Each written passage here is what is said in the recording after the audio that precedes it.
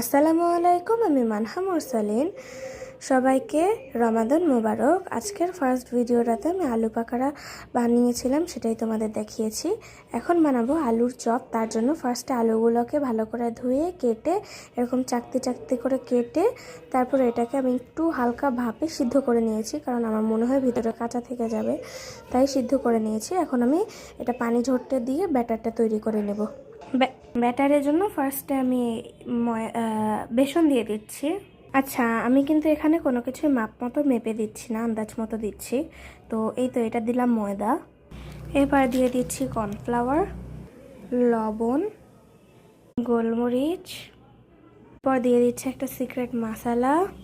তোমরা প্লিজ আমার background নয়েজটাকে ignore করো, কারণ এখন আমার কিছু করার নেই, আমি সাউন্ডটা অফ করতে পারছি না। তারপর আমি এখানে দিয়েছি হলুদ, লাল মরিচ গুঁড়া আর হলো চাট মশলা। এগুলোকে এখন ভালো করে মিক্স করে নেব। এবার এইটার মধ্যে দিয়ে দিচ্ছি আদা রসুন বাটা আর দিয়ে দিচ্ছি অনেকগুলো ধনেপাতা কুচি। এইবার এটার মধ্যে আমি পানি দিয়ে মিক্স করতে থাকবো। ব্যাটারের কি সুন্দর কালার এসেছে, দেখেছো?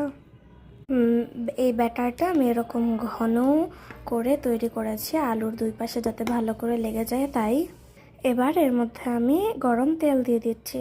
এই গরম তেলটাকে দিয়ে ভালো করে মিক্স করে নিতে হবে। এই যে আমি তেলটাকে গরমে বসিয়ে এখন আলুর স্লাইসগুলোকে ভালো করে ব্যাটারের সাথে মিক্স করে নিচ্ছি।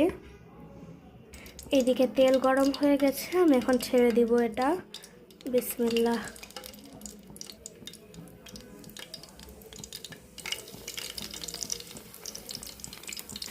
এই দেখো সবগুলো চপ এখন ভাজা হচ্ছে। এই যে এক ব্যাচ লাল লাল করে ভাজা হয়ে গেছে, এখন প্লেটে তুলে নিচ্ছি। এই যে মজাদার আলুর চপ রেডি। তোমাদের একটা ভেঙে দেখাই, দেখেছো কি মচমচে হয়েছে, সিদ্ধ হয়ে গেছে। আমি এখন রোজ রাতে খেতে পারছি না, ইফতারির সময় তোমাদের রিভিউ দিয়ে দিব। আল্লাহ হাফেজ, টাটা। আলুর চপটা বানানোর পর এখানে একটা ব্যাটার থেকে গিয়েছিল একটুখানি, ওটা দিয়ে আমি এখন এই ডিম চপটা বানিয়ে ফেলছি। ইফতারের সময় তোমাদের সাথে দেখা হচ্ছে।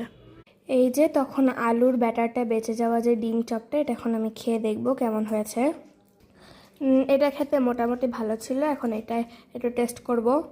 আমি এখন মায়ের কাছ থেকে একটা রিভিউ শুনবো। মা, এটা কেমন হয়েছে? খুবই মজা, আমি তো এক প্লেট খেয়ে ফেললাম। এটা খেতে আমারও মজা লেগেছে। আচ্ছা, তোমাদের সবাইকে আল্লাহ হাফেজ, রমাদান মুবারক।